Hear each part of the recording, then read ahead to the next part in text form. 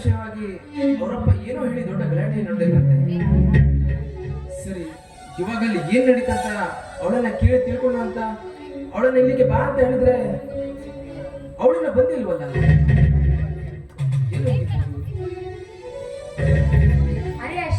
ಬಂದು ತುಂಬಾ ಹೊತ್ತಾಯ್ತು. ಆದ್ರೆ ಆಗ್ಲಿ ಬಿಡು, ಪರವಾಗಿಲ್ಲ. ಒಟ್ನಲ್ಲಿ ನೀನ್ ಬಂದಿಯಲ್ಲ ಅಷ್ಟು ಸಾಕು. ಅಂದಾಗೆ ನಿನ್ನೆ ದಿವಸ ರಾಘವ್ರ ಮನೆಯಲ್ಲಿ ಏನ್ ನಡೀತು? ನಿನ್ನೆ ನಡೆದಿರೋ ಹಬ್ಬದಲ್ಲಿ ರಂಪಾಟ ನಡಲಿಕ್ಕೆ ನಮ್ಮಪ್ಪನೇ ಕಾರಣ. ಆವತ್ತೇ ನಿನಗೆ ಹೇಳಿದ್ನಲ್ಲ, ನಮ್ಮಪ್ಪ ನನ್ನ ಅತ್ತೆ ಮಗನ ಜೊತೆ ಮದುವೆ ಮಾಡ್ಬೇಕಂತ ನಿರ್ಧಾರ ಮಾಡಿದ್ರು ಅಂತ. ಆ ವಿಚಾರವನ್ನ ಹಬ್ಬದ ಸಮಯದಲ್ಲಿ ಎಲ್ರ ಮುಂದೆ ಹೇಳ್ಬಿಟ್ರು. ಅದಕ್ಕಾಗಿ ಮಾವ ಏನ್ ಹೇಳಿದ್ರ?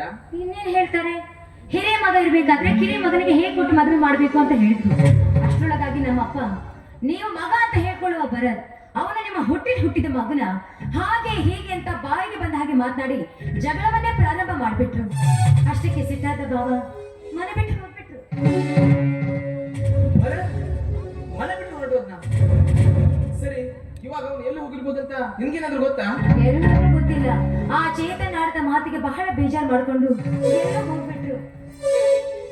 ಅವನು ನನ್ನ ಭಾವನ ಬಗ್ಗೆ ಇಷ್ಟೊಂದು ಕೇಳ್ತಾ ಇದೆಯಲ್ಲ, ಅವ್ರ ಪರಿಚಯ ಇದೆಯಾ ನಿನಗೆ? ಪರಿಚಯದವನ ಅಂತ ಕೇಳ್ತಾ ಇದೆಯಲ್ಲ ಅರ್ಪಿತಾ.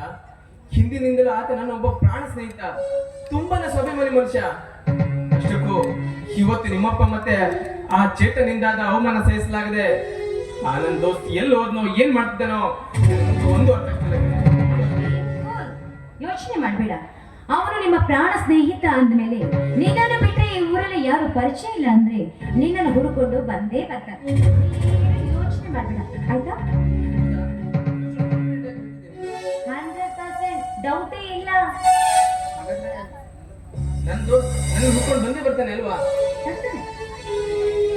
ಸಮಾಧಾನ ಕಣೆ, ನಿನ್ ಮಾತು ಕೇಳಿ ನನ್ಗೆ ಈಗ ಸಮಾಧಾನ ಆಯ್ತು ನೋಡು. ಅಂದಾಗೆ ನಾನು ನಿನ್ಗೆ ಏನ್ ಹೇಳ್ಬೇಕಂತಿದ್ದೀನಿ ಅಂತ ಅಂದ್ರೆ,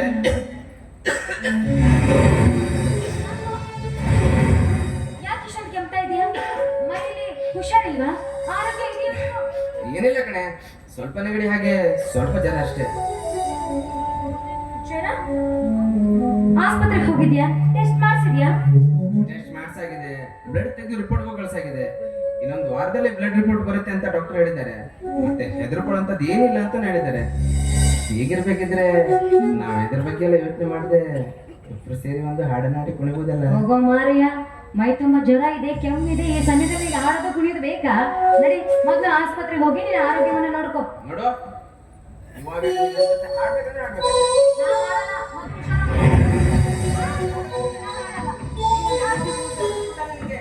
ನಾನು ಎನರ್ಜಿ ಬೂಸ್ಟ್ ಯಾವಾಗಿಂದ? ಮೊನ್ನೆಯಿಂದ. ಸರಿ ಹಾಗಾದ್ರೆ ಬಾ.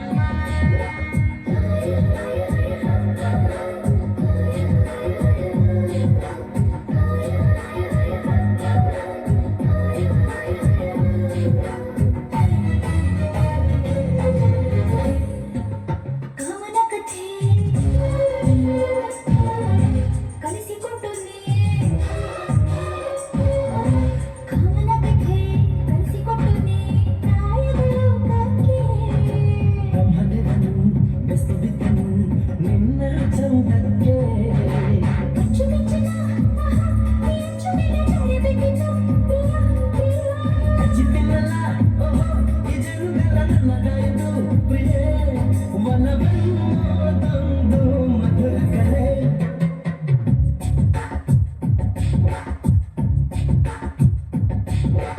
ಅಂದ ನಿನ್ನ ಹೆಸರ ಆನಂದ ನಿನ್ನೂರ ನೀಲಾದ್ರಿಗೆ ಬಾರೆ ಸಹ್ಯಾದ್ರಿ ಸಾರೋಳೆ ನಿನ್ನ ಪ್ರೇಮಿ ನಾನೇ ಒಮ್ಮೆನ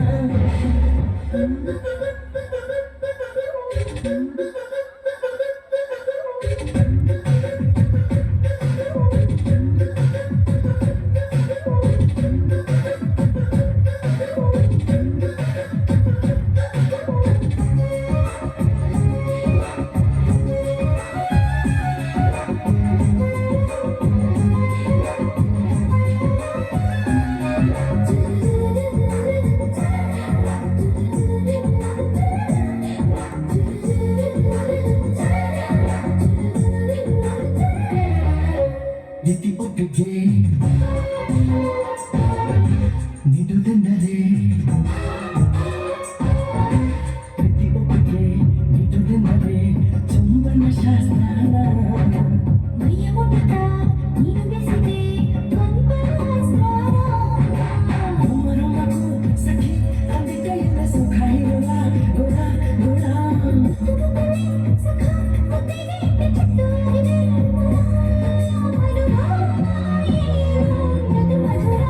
ಹಾಯ್ ಅಂದ ನಿನ್ನ ಹೆಸರ ವಯಸ್ಸು 16 ನಿನ್ನ ಒಂದು ಸ್ವರಮಾಲೆ ನಿನ್ನ ಪ್ರೇಮಿ ನಾನೇ ಒಮ್ಮೆನ ಸರಿ ಮೊದಲು ಆಸ್ಪತ್ರೆ ಹೋಗಿ ನೀನು ಆರೋಗ್ಯದ ಕಡೆ ಗಮನ ಕೊಡ್ಬೇಕು ಏನಂತೀಯ ಆಯ್ತು ಕಣೆ. ಬರ್ಲಾ ಹೋಗಲ್ಲ ಬಾಯ್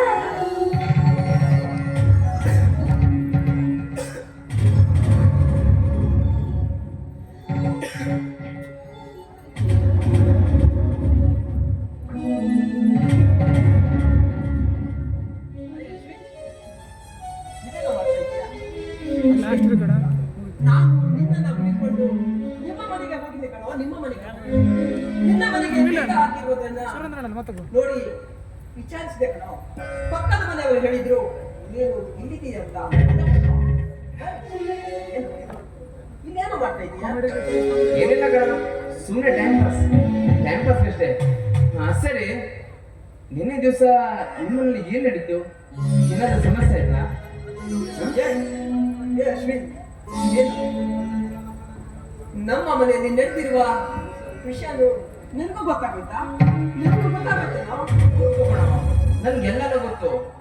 ಇವಾಗ ಅಲ್ಲಿ ನಡೆದಿರೋ ಘಟನೆಯಿಂದ ನೀನ್ ಮನಸ್ಸಿಗೆ ಬೇಸರ ಮಾಡ್ಕೊಂಡು ಮನೆಯಿಂದ ಹೊರಗೆ ಬಂದಿರೋ ನೀನು ನಂಗೊಂದು ಫೋನ್ ಕೂಡ ಮಾಡಿದೆ. ಇಷ್ಟು ದಿನ ಎಲ್ಲೋ ಐತೆ? ಏನ್ ಮಾಡ್ತಿದ್ದೆ? ಅಲ್ಲ ಕಣ, ಹಾಗೆ ನೋಡೋದಕ್ಕೆ ಹೋದ್ರೆ ಈ ಮನೆಯಲ್ಲಿ ನಿನಗೆ ಅಂತ ಒಬ್ಬ ಪ್ರಾಣ ಸ್ನೇಹಿತ ಇದ್ದ, ನಾನು ಅದನ್ನು ಮರ್ತು ಬಿಟ್ಟಿದ್ಯಾ? ಏನೋ ನೀನು? ಛೆ. ಅಶ್ವಿನ್, ಹಾಗೆ ಅನ್ಕೊಂಡ್ರು. ಈ ಊರಲ್ಲಿ ನಿನ್ನ ಬಿಟ್ರೆ ನನ್ ಬೇರೆ ಯಾರು ಇದ್ದಾರೆ ಅಶ್ವಿನ್? ಬೇರೆ ಯಾರು ಇದ್ದಾರೆ?